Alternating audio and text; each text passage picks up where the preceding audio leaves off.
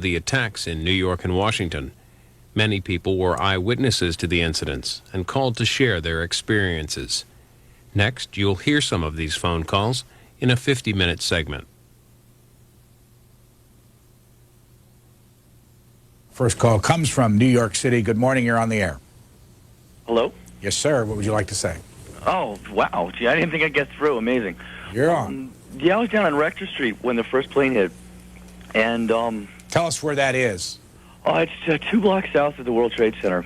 2 blocks south I of think the it's World about Trade. 2 blocks south of the World Trade Center. What were you doing there?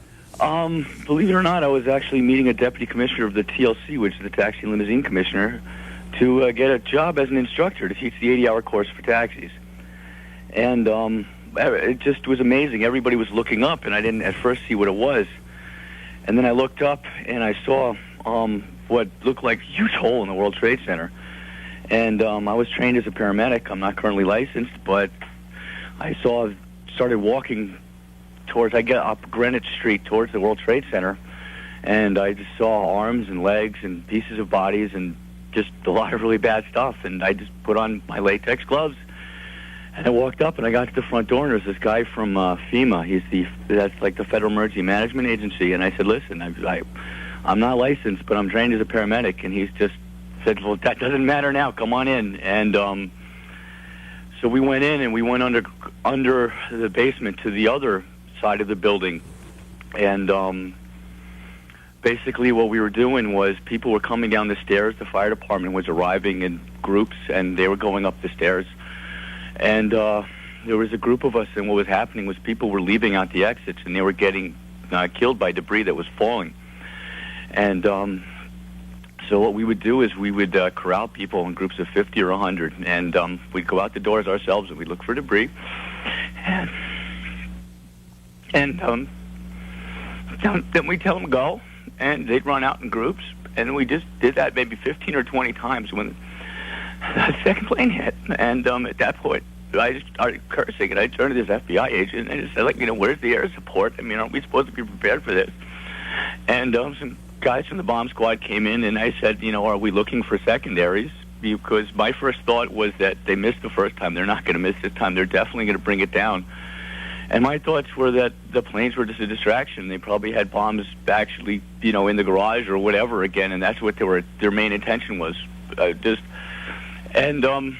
during a lull in the people coming out, I turned to this guy, one of the FBI agents that was there, and I looked him in the eyes, and I said, these things are going to come down, don't you? And he looked at me, and he said, yeah, they are. And none of the federal agents that were there made any attempt to leave, and they just knew the building was going to come down, and they just stayed. And I don't think the firemen, the looks on their faces when they went up the stairs, I don't think they thought they were going to get out either. I think everybody just kind of knew what was happening, and we were just trying to get out as many people. How did you get out? There was an NYPD captain with intelligence, and he came up to me, and he says, look, you're paramedic, right? And I said, yeah. And he says, this is for police. The paramedic triage is on Church and Fulton. That's the very east entrance to the Trade Center. And he says, go there and help. I said, look, I'll stay with you. And he says, no, go. And I went down the escalator, went out the door, and I crossed the street, and I came up to the paramedics that were there, and I said, listen, do you guys need any help? And they were like, are you kidding? And we started triaging people, and just then, I couldn't have been out the door 5 minutes. There was this explosion, and I looked up, and it was falling on us. The whole thing was just coming down on us, and we all ran. I ran east about a block, and then I kind of went to my right, and I hid behind some pillars when it came down, and it was like a huge, the biggest pipe bomb in history, because all the glass and all the metal just kind of just formed shrapnel, and just about everybody that I was running with that didn't make the right, I think they just all got killed. There were cars exploding, and I just was happy to be alive at that point, and then the cloud of dust came, and I covered my face with my jacket, and I just knew it was a chemical weapon because, you know, that was our thought. And one of the federal agents in the building said that they were expecting chemicals. They didn't expect any kind of plane or whatever. And I just remembered from training that you breathe in and then you can't breathe out, and that's like the last thing that happens. And every breath I took, I was waiting to not be able to breathe out. And I crawled on my hands and knees, and I crawled over people that were dead. And finally, I guess I hit a wall or something, and I felt with my hand, and I felt glass, and I was pushing on the glass as I moved, and I ended up in a revolving door. And I guess I was over by Chase Bank or something, and I went in. There was a guy from FEMA there, and we dialed the White House, and there was no answer. It was on answering service, and we just looked at each other and said, I don't think that's ever happened before. And then somebody told us the Pentagon was hit, and we thought the White House had been hit. And there were a lot of reports Camp David was hit. Everybody was saying everything was hit, and we really thought we were in trouble. And I have my girlfriend, and she works at NYU Hospital, and she's not medically trained, but she works there. And I told her from training, I also knew that hospitals could be secondary targets. I said, leave. My mom's at an 86 in Park. I said, just walk, and I'll meet you over there. Just walk. Stay away from major buildings. Don't go near Grand Central, Penn Station, especially not the UN, and just walk up. And some of the paramedics were going to go back out and help after the first building fell, and I said, look, just stay here. It's two separate planes, two separate buildings. One of them fell. You know the second one's going to fall. If you go out there, you're going to get killed. And we waited, and then the second one fell. And then we called out, and we triaged who we could. We helped who we could. And then we heard the jets, you know, not the terrorists, but our jets, I guess the F-16s or whatever, and we all cheered because we knew we were safe at that point because we actually had some kind of air support and that nothing was going to get near us, you know. And eventually I just started walking north, and I walked all the way to 86th Street. I don't know if people, that's maybe 10 miles or something, I don't know. And I just stopped every half a mile or so to borrow some duct tape from engineers to tape my shoes because my shoes were falling apart. And then I saw President Bush on TV, and a semblance of calm just kind of came over everybody when we saw the president was alive, and he seemed like he was in the Oval Office. I don't know if he was or not. And just the amount of people, delis were taking out water, all their water. They were taking out all their water and just bringing it out. They were bringing out sandwiches. People were bringing coffee and orange juice to people, and it was just, I've never seen so many New Yorkers act so bravely and so kindly to everybody in my life. It was just an amazing experience, but it's just, I know that all the guys, the fire department officials that went up and all the federal guys and the Port Authority guys that I was standing with in the beginning, I know they're all dead because there's no way they could have lived through that thing coming down on them. And most of the paramedics that I was with out on Church Street, I think they're dead too because I don't think they made the turn. And I just don't even want to think. I don't think anybody above where the planes hit made it out. And, I mean, we got thousands of people out. We did, but so many more thousands. Thanks for sharing this with us. Oh, New York City. Go ahead, please. Yeah, I was at work at 45 Broadway. Which is how many streets up from the World Trade Center? Brian, that's about it's about a half mile south, but we're on the 26th floor with a really clear view. So when the first plane hit, our whole building shook. We knew something had happened. We ran to the window. We saw the flames. So then everyone's gathered around, looking out, looking at the plane, looking at the plane burning and the building burning. We're all watching, and we see the second plane hit, and that's when you knew, it wasn't an accident. Do you know anybody that was in the tower? Well, I used to work on one of the towers, and it's a little confusing which tower got hit first. I don't know if you know, but I used to work in World Trade Center 2 on the 84th floor, and I knew a lot of people on that floor, so I think a lot of those people must be dead. Call from Kearney, New Jersey. Good morning. Good morning, Brian. I teach at St. Anthony High School, in Jersey City, New Jersey, which is directly across the Hudson River from the Twin Towers. Our school building is lined up basically with the building. And during the first hour of this tragedy, we really were unsure of what was going on at the time. And we allowed a lot of our kids to look out one of the classroom windows to see what was going on. The kids began to really kind of give information to a lot of the teachers and other students who were unsure of what was going on because they witnessed the second plane hit, and they also were witness to a lot of people jumping from the building. It was probably one of the most horrifying things for me as a teacher, and it really kills me because I know that a lot of teenagers and a lot of younger people as well will be suffering irreparable psychological harm from what happened yesterday. It was What did you do immediately with the kids? Well, I am a religion teacher, so we immediately went into prayer, and that's one of the beauties of being a Catholic school teacher, that you can do that. So we had them. We had an immediate prayer service in the one class where I was teaching. One of my colleagues came in and said, "Did you see what just happened at the World Trade Center?" And I thought it was an absolute joke. I ran outside real quickly as he watched my class, and we went outside, and I saw the smoke. So I went back in, and we brought the kids into immediate prayer, openly and then in silence. So we tried to keep the kids as focused as much as we could because we're so close. I mean, it's just about a mile away. And we kept the kids as focused as much as we could during the course of the day. And within a couple of minutes, the first parents started arriving. And then by about 1 o'clock, just about every parent had come to pick up their children. Did you hear anybody, that said that my dad works or my mom works in that building? There were several. In fact, one of the boys was in horror. He didn't know. He couldn't hear from his mother. And he was downstairs in the cafeteria hysterically crying. And then one of the girls, I had actually two girls in one of the classes the class I was teaching at that time, which was about 9 o'clock, who both said that their mother worked there and they were not able to get in touch with them immediately. Cell phones weren't working. Some of our lines weren't working because we're so close to New York City. They eventually contacted their mothers, but there were still a few others who were unclear about whether or not their parents were safe because so many of them actually did work in the building.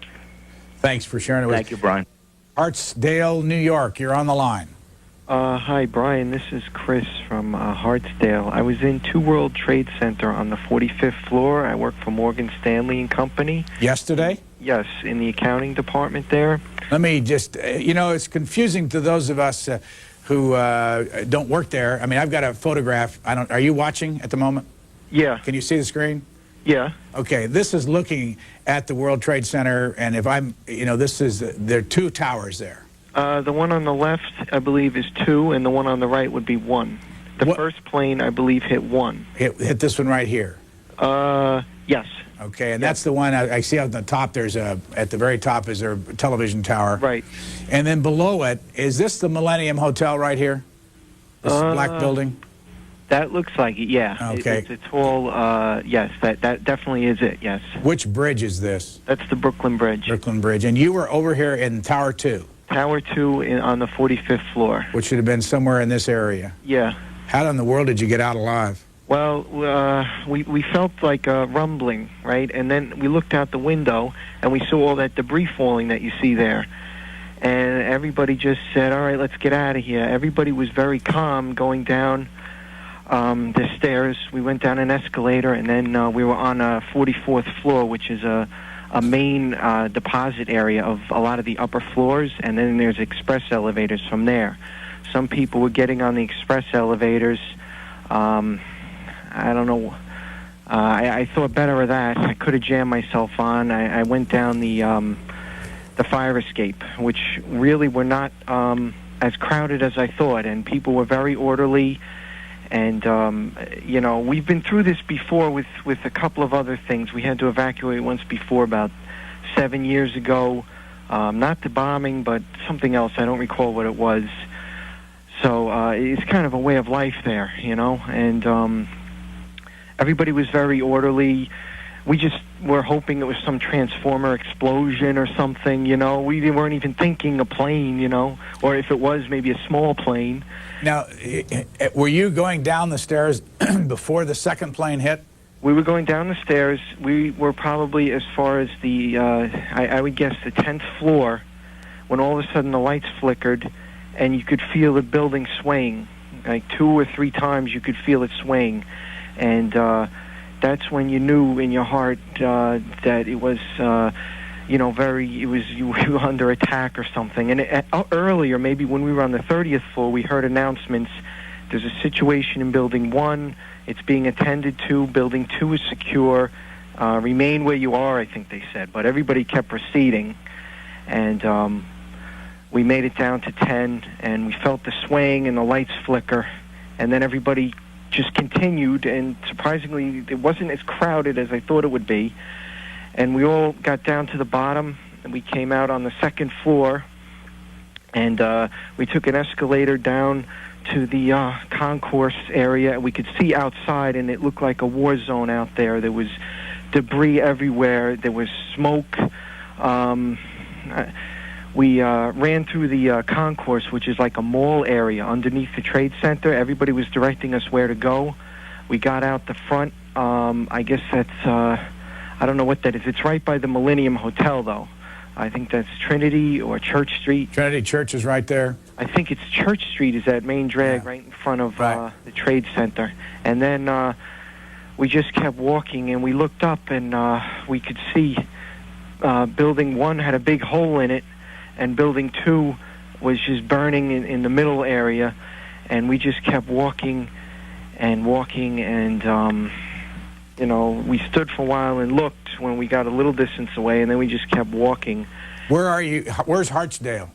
That's in Westchester County near White Plains. I commute down The there. trains were all shut down. How'd you get up? How'd you get home? I walked me and a colleague walked to 95th Street all the way from the Trade Center. We got picked up by a bus, a Good Samaritan small bus, took us to the George Washington Bridge. That was not open for any traffic, pedestrian or auto, and then they opened it for auto. There were thousands of people jumping in the back of pickup trucks, anything that had an open. They didn't open it for pedestrians to walk across. There is a pedestrian path, but they didn't open it. People would jump, there wasn't panic, but there was thousands of people trying to get over to New Jersey. We were far enough away. I think everybody felt safe, but we wanted to get out of there. What did you think was happening? Well, we knew. I called my girlfriend once we got as far as Greenwich Village, Washington Square Park. She told us there were planes had flown into the World Trade Center.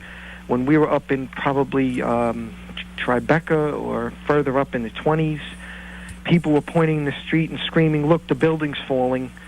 We were far enough away. I didn't even want to look. I just kept walking. It was just too horrible. And I understand what the first call you had today was saying, and I think a lot of us, and I just opened my Yellow Pages now, we need to see, anybody listening out there who is there should probably see some sort of counselor or something, and talk about this, because, it's pretty horrendous, and,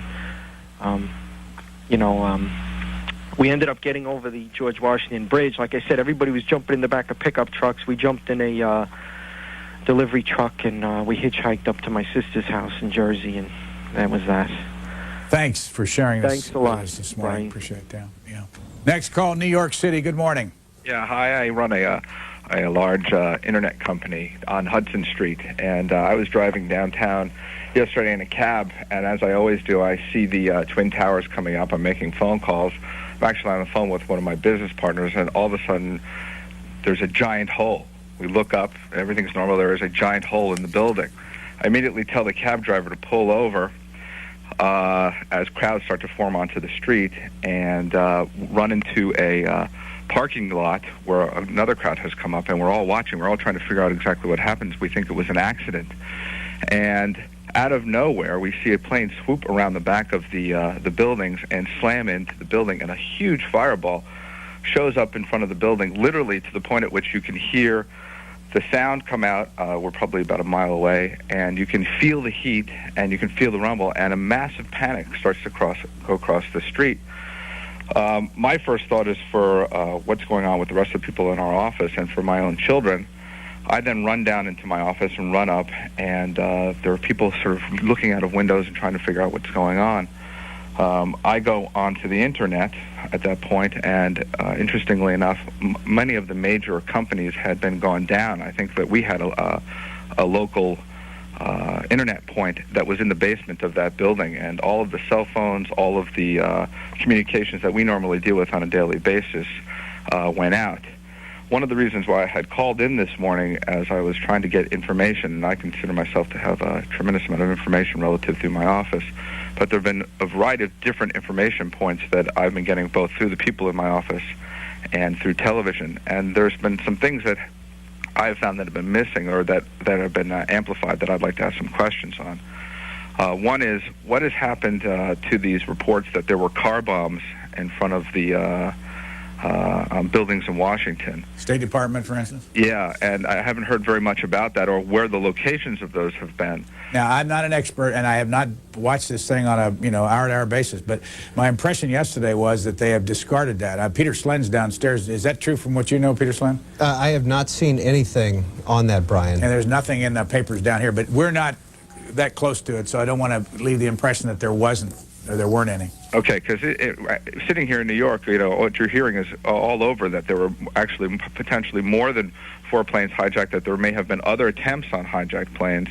And, the television, normally you're getting a lot of this stuff off the wires as you are right now, but a lot of our stuff is down still. In fact, our businesses are still shut down. Another interesting comment, having been in it and watching it, was the eeriness of the crowds and throughout the city last night, how there was just a mass exodus of walking people covered in dust or not in dust, people grabbing onto people all through the night last night, up until 11 or 12 o'clock last night, just this sort of walking woundedness all the way as people were moving uptown, I guess, and trying to get home. Now, you say that your office is at Hudson Street. Yeah, Hudson Street in Houston. And for those who are not there, Houston is like Houston, right? Yes, that's correct. And that's where Soho comes from. And yeah, it's the top of Tribeca, and we're Soho, and basically the central point between uptown and downtown. Where do you live? I live on 50th Street. So you're about how many blocks from the World Trade Center? It's about I can actually look at it from my window right now. I'm probably about 1.5 miles, 2 miles uptown. And you're saying that up until late last night, people were wandering out of that area? Absolutely. It was unbelievable. I've never experienced. I've been in New York my entire life. I've never experienced anything like it ever. It's just this weird eeriness. Someone on the television yesterday said it was like New York during a snowstorm. It's much, much different than that. It was bizarre. And just walking, faces, no smiles, no nothing. Just people were, walking. What I did find interesting, though, is that New Yorkers were helping each other. I stuck my thumb out because it was a long ride uptown, and a man immediately pulled over and took me into where you're going, and which would be unheard of in New York City up until this point. Montclair, New Jersey. Go ahead, please. Did you see this yesterday? Yeah, I was on my way into the city from Montclair. I take the train into Hoboken every day, and then I take the train from there to the World Trade Center, and then go to my Canal Street office. We were on our way into the tunnel that goes to Hoboken, and the conductor got on the train and said, if you work at the World Trade Center, please call your office because there appears to be smoke coming out of the building. And when we got out of the tunnel, everyone on the train just gasped. We were amazed at the big gaping hole that was in the World Trade Center. It was speculation as to what it could have possibly been. People said that it might have been a bomb. People thought that it might have been a plane that crashed into it. As soon as we got off the train, people ran outside to the streets of Hoboken, and we had just missed seeing the second plane crash into it. We got on the internet. There's a kiosk terminal right in the station, and we went to go see all the websites that we tried to get onto were all jammed and packed. Everyone was just scurrying around the station trying to find out as much information as we possibly could. There were people who were coming back after the first plane hit from the ferry that goes into Manhattan who jumped over a barricade to get onto the ferry to get out of the city. And then we were all watching it on TV just as the first building collapsed, and we ran outside and saw it collapse. When the second building collapsed, a lot of us were on a train ready to go back to our locations in New Jersey, and the train wasn't going anywhere for quite some time because we were waiting until everyone had gotten back from Manhattan and the trains were full. and it was just very disturbing to go outside and see that there was nothing there anymore. What's today like for you? What are you going to do today? Today, I can't get into the city. None of us are going into work.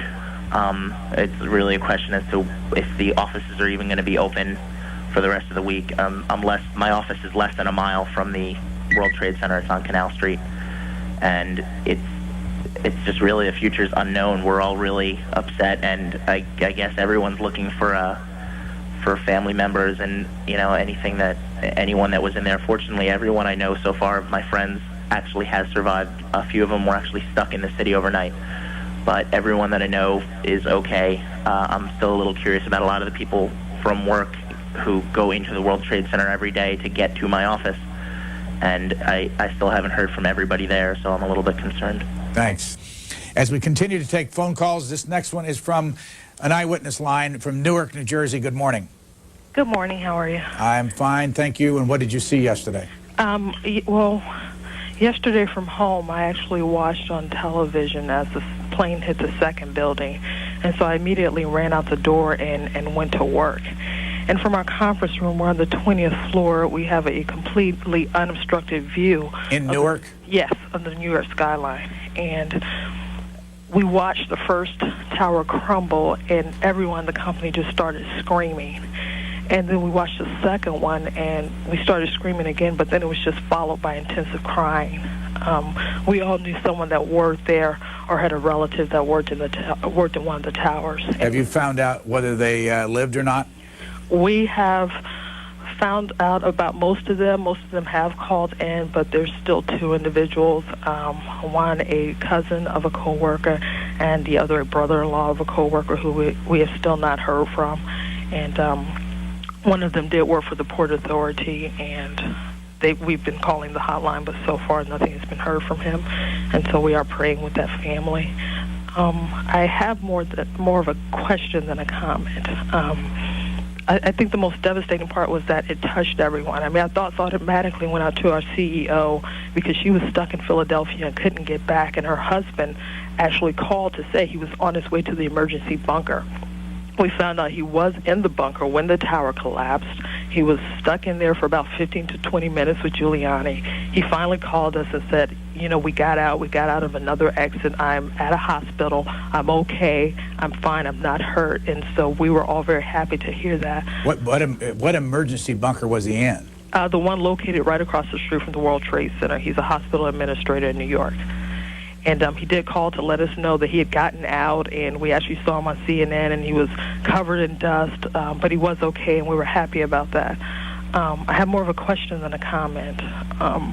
We sit on the 20th floor, and we're 5 blocks from our federal building, and we can see the Newark airport from our building. And I think the biggest question we have is, do you think this is over? I think the scariest thing is, will there be more attacks today? Not from the air, but from the ground. Are we looking at possible bombings? Are we looking at additional suicide attempts? Okay, thanks. Let's go next to New York City. You're on the air. What did you see yesterday? Well, I actually worked down around Battery Park area, about a 5-minute walk from the towers. And the thing that was the most unsettling to me when I arrived, I was coming in by train from the Bronx where I live, and there was no information given on the train. There were delays, and we finally got in around maybe 20 to 10, quarter of 10, and all that we were told was that due to a prior incident, the Fulton Street stop would be closed. And at a stop earlier than that, people had come on the train and explained that these planes had hit, and nobody knew what they were talking about. Everybody thought it was some sick joke. And they were saying, no, these 2 planes have hit and the towers are collapsing. Well, when we got out of the train at Bowling Green, the last stop on the 4 before you reach Brooklyn, as we're emerging out, I guess one of the towers had fallen because a huge wall of smoke was coming towards us. Smoke, debris, paper, glass, everything. And we all just had to start running through the streets. I had to run into my building with a bunch of other people to try and shield ourselves from the debris. And about half an hour after that, we were made to evacuate that building, I guess because the second tower had collapsed and they feared that it would cause some structural damage to our building. And everyone was just told to run towards South Ferry and try and outrun the smoke. And again, everyone had to leave, and a huge black wall of smoke was coming down the street. And really, there was no information given to us at all. People were running, under cars, trying to get into other buildings in the area, standing by the water with their shirts over their faces. And, just a small comment. There was a lot said by Giuliani about the how much the great reaction time of the staffing and the emergency officials, et cetera. And I agree, the hospitals, the opening of the hospitals, the emergency workers, everything was great, but I'm really quite shocked that the trains were still taking us into this area an hour after the first plane struck and no information was given to us. Now, you live in the Bronx? Yes, I do. Which is, it's 5, 6, 7 miles up north of where the Trade Center is. That's right. And are you at home today? Yes, I am. My building is closed indefinitely. The building you work in? Yes. And what about the trains, the subways today? Are they open? I haven't even tried. Yesterday, some of them were open. They were really asking everybody to rely on buses to get them home. And we tried to do that, and that was disappointing as well. It took me about 6 or 7 hours to get home. There were no buses. I mean, we were asked to wait at South Ferry, and then there was some other types of shuttle services, but really nothing. And there were a lot of people. I know my own roommate, friends of hers, walked from Manhattan to the Bronx because there was no other way to get home. New York City, good morning. Hi. I live in Brooklyn Heights. It's the community that basically faces Wall Street. It's on the other side of the Brooklyn Bridge. And all I want to say is the communities like Brooklyn Heights, like Hoboken in New Jersey, that, they basically were revitalized, or they exist because people work in Wall Street, because it's easy access. And it's like there's so many people missing from my community, just from my building. I don't know where some of my neighbors are. And you're talking about your neighbors in Brooklyn Heights? Yeah. And I know the same thing is going on in places like Hoboken, that are like commuter cities. They a lot of the people from these communities work in the Wall Street area, in the World Trade Center. I have a friend who lives down the hall from me, and she's alive only because she was late for work. How many stories like that have you heard in the last couple hours? I've heard a couple of them. What was really difficult is that there was no cell phone service for a long time. It took me 5 hours before I found out that my sister was alive, and she was heading, to the World Trade Center for business when debris started falling through her windscreen, and people were just running. What she did say, and this is what everyone said, is that people were helping each other. She got a face mask from somebody else. There wasn't, at the beginning there was some panic and trampling, but that didn't last. And I just hope that as a community of different neighborhoods, New York could pull through this. Thanks. Next call is from Long Island. Good morning. Good morning. And did you see this yesterday? I work 1/2 block off of Church Street, and we felt the jolt, the lights flashed, and we ran to the window, and we saw debris coming down, and I just ran back to my desk and grabbed my things and went out to the street, but I was not prepared for what I would see. And I just saw, we thought it was the South Tower that was in flames, but in fact it was the North Tower. And I then went back to the Broadway end of the block, and I stood there for about 15 minutes just staring up there, and I tried to call people in my office, and my cell phone wouldn't work.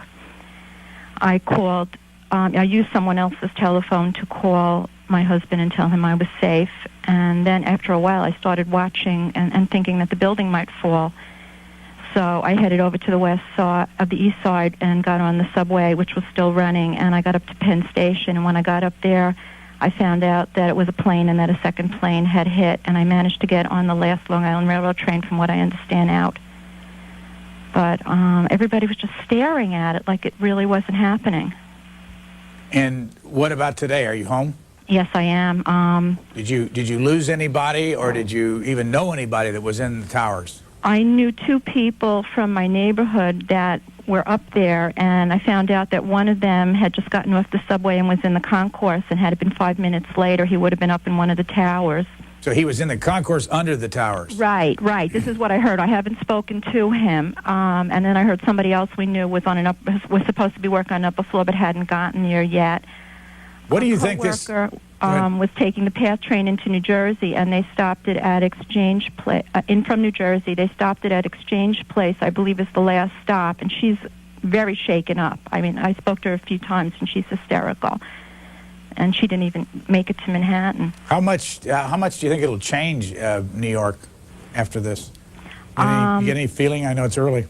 I know I've been working in that area since 1973. And in this particular location, we've been in for 11 years now. And, I mean, you could look out the window and see the building. And I can't imagine going down there, Nick. I'm not going in the rest of this week, even if my office was open. But I can't imagine going down there and not seeing that. What are you doing personally to deal with all this? I'm calling you, I guess. Well, I mean, any professional help, or are you just going to get together with friends or talk to people on the phone? Or I guess just talk to people at this point. It's just, I've just been glued to the television since I got home yesterday. Thank you for calling us. Colonia, New Jersey next. Go ahead, please. You're on the air. Brian? Yes, sir. Hi, this is Ron DeMonte. I work for Nomura Securities. I work at Two World Financial right across the street from the trade centers. Where were you yesterday? I was at my... I actually started work 7:30, and the first plane didn't hit the trade center until about, I guess, 10 to 9. I was coming from my cafeteria when I really didn't realize what had happened, but the window shook a little bit, and then I seen everybody running to the windows. My staff was over there looking at it, and I went to the window, and I could actually see straight up to the top of the towers. The first 15 floors on top were fully involved. Debris flying, metal debris flying. Still a little shook up about this, but there debris coming down into the parking lots. Everything was burning. Marriott was burning. The people were scattering. I have to commend the security guards in those buildings, because I guess the people were aware that something did happen. I know they constantly had bomb threats. They immediately started evacuating. I was looking down at the ground floors when there was no fire equipment arriving at this time, but people were still evacuating. They knew something was going on. Got out into the streets quickly, going away from the buildings. I think then eventually, I think the second plane hit the other tower, and then I knew something was going on wrong. Someone at that point said there was a plane that hit, and from where I'm on the west side of the tower, the planes actually came in on the east side, so I couldn't really see any wingspans or any tail of the plane or any debris of the plane. But it took a toll on a lot of people. Anybody you know die in this thing? Right now, not at the moment. I do have friends. I've been on the street for almost 40 years. I do have friends that work for Port Authority that are on the 75th floor. I was afraid to call their houses yet. Going to probably do that later this morning. At this moment, no. Thanks for calling us this morning. New York City, you're next. Yes. Did you see this yesterday? Yes, I was there. Where were you? I was on the top of a double-decker bus. I was right down by the Battery Park, and the second plane, the United Airlines plane, flew right over my head. And what was your reaction? Well, I work in Manhattan. Right now I work for a Gray Line bus company, and we just dropped people off at the Battery Park.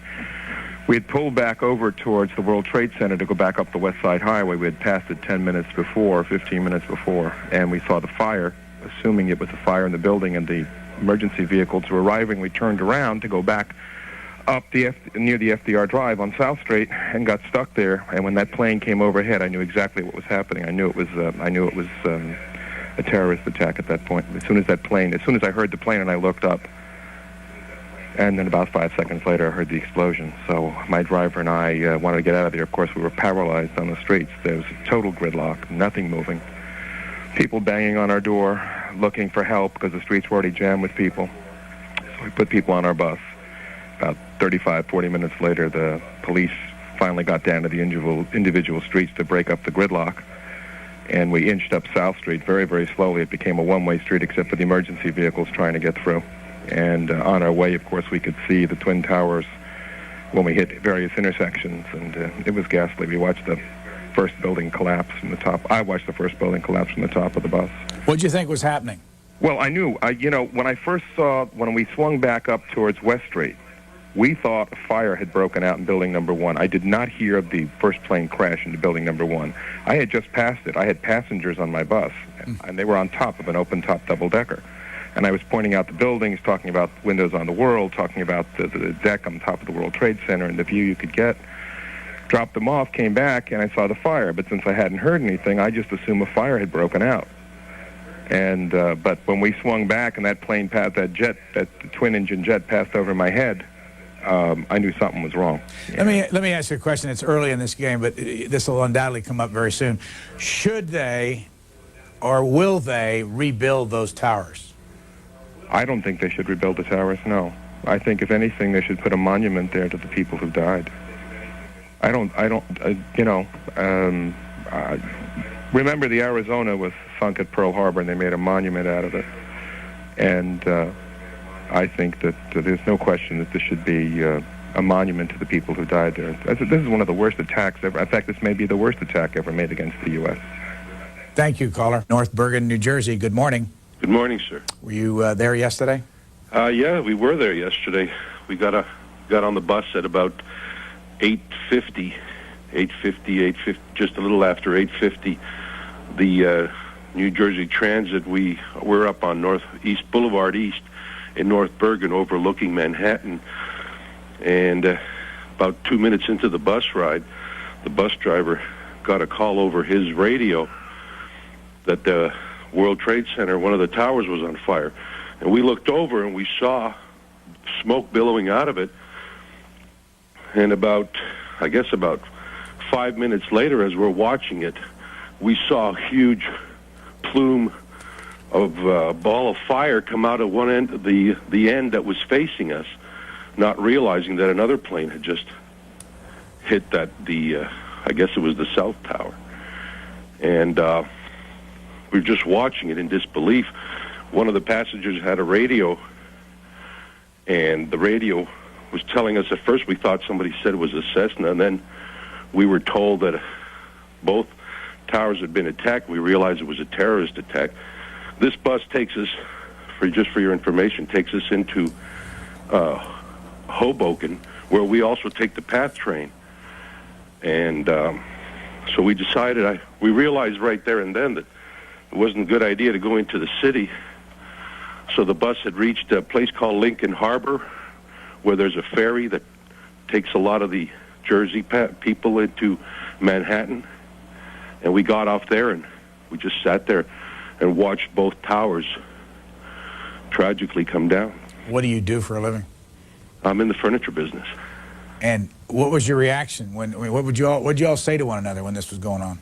What did you think was happening? Well, we thought at first, you have to understand, if we saw it from the first moment we saw the billowing smoke, we thought it was an accident. Then we realized real quickly when we saw the second that this was a terrorist attack. People knew that right away. And then there was probably several hundred people sitting out at Lincoln Harbor, where we all were nobody was speaking. Some people, their cars on, and they had the car radios going full blast, and people surrounded these cars to get, to hear what was going on as it was going on. As we were watching it, we were seeing things happening that even the radio stations didn't pick up on at first. When the tower came down, it took them about a few minutes for somebody to say that one of the towers had come down. So it was quite shocking. There was no discussion. People were just sitting there with their mouths wide open in disbelief. What are you going to do today? Well, today and tomorrow happen to be my day off in the retail trade, so we're just going to watch this. We're going to go down and give some blood later, and just give people some support if we can. We ask everybody. Thank you. Orange, New Jersey, next. What was your experience like yesterday? Well, I was one of the last people to come into the city from Newark, New Jersey on the PATH train. Our train arrived around 8:50 in the morning. When I got off the train, there was a lot of smoke down in the area where we disembarked from the train. We thought that perhaps it was an electrical fire. We had no idea what was going on. Perhaps some passengers had radios at the time, and by the time I came up the long escalator, I turned back and saw a lot of smoke and hundreds of people running toward me. There were a lot of fire marshals there asking us to be calm, so at the time I thought that it was just a small fire and that they would have everything under control. But when I got outside, the policemen were screaming at us, telling us to get across the street, and I saw hundreds of people in front of the World Trade Center looking up. So I instinctively looked up and saw that the top of the building was on fire. I immediately rushed down to my building on Water Street because I work in the Prudential building there. And that's when I heard and felt the second plane hit. I can remember like a millisecond before turning around just to see the catastrophe and seeing the plane flying very low.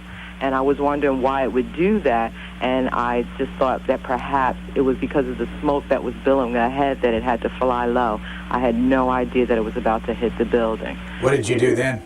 I just kept going on toward my building because you heard the explosion and you can feel the tremors on the street. And at the time I got to my lobby, I was not allowed up, and I was told that they were evacuating the building. What do you do for a living? I work in Prudential as a compliance associate. And what do you think knocking out these two buildings, plus the tremendous number of people that will have died, will do to the whole financial market area down there? I have no idea. I haven't been back there, but I've seen footage of the catastrophe that's there. Of course, my building is closed today. I have no idea how this is going to affect the financial district, but overall for America, this is a terrible tragedy. Thank you, caller. Let's go to Brooklyn, New York. Thank you for joining us, Brooklyn. Did you see this yesterday? Yes, I did. Where were you? I was actually on the Manhattan Bridge on my way to work. In a car? No, I was on the train. On the train. And what was your day like then? Well, it was unbelievable, actually. I mean, I woke up this morning, kind of had some squirms in me, but I tried to ignore them, saying to myself, okay, primary day, it's a beautiful day outside. Let me go to work. Let me go vote. All this stuff, totally unexpecting of anything like this happening. Then I get myself out there, and on our way over the bridge, we just got stopped by a train that was in front of us. And all you saw is just boom, and we're all on the train like, oh, wow, what in the world just happened here?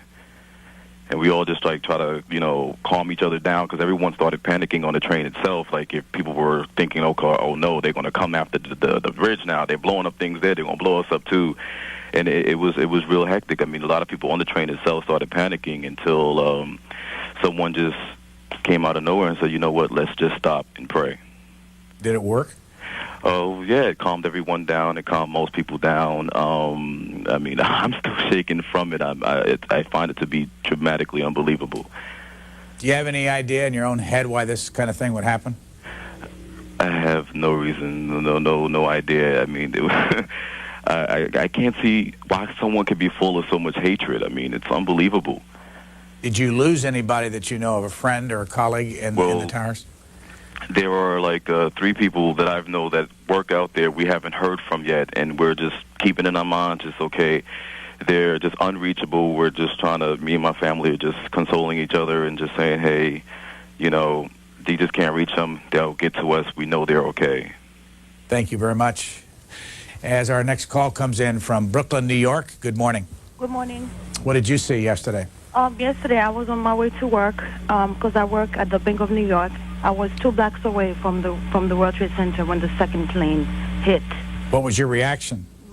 My head was down because I was trying to call my job to tell them that I would be late. I just heard, the plane, and I heard the explosion. I went running. Everybody went running at this point. My blouse fell open. Everybody was running for cover. We were all scared. We thought the whole place was being bombed, So what did you do then? What I did, I wanted to walk away from the site, so I went by the water. I went to Battery Park. I said, if there's a choice between being burned alive, I'd rather drown. So I went to Battery Park near the water. If anything should happen, I don't know how to swim, but I would just drop myself in the water. That was what I was thinking at the time. And then what did you do later? We were stuck. It's not only me. There were a whole lot of people stuck on Battery Park. We're by the water. We're waiting for boats to come to rescue us. When the first tower exploded. All the ashes, everything fell on us. We couldn't breathe. We couldn't see anything. It was so black out there. And we stuck. We were running for cover. There was a U.S. Coast Guard building in that area. Everybody's pounding on the door, trying to get somebody to open the door so we could go inside. The doors were locked. We couldn't go anywhere. I was with a lady that I met there. Her name is Alexandra. We stuck together. We're like, no matter what happens, we're going to stick together. So we stayed together. We walked back to the water. We're like, we'd rather not be inside a building if we're being bombed. So we were in the open area in Battery Park. And then when the second building crushed, all those ashes, everything fell on us. There was babies there, people there. We couldn't breathe, you know, and it's like everybody was crying. You know, we felt like, you know, we were going to die. There's no way to get off the island, you know, Manhattan. We thought we were going to die. How did you get home? How I got home, we stayed there until the New York, one of the boats came and took some people off. Everybody was running to get on the boat at this time.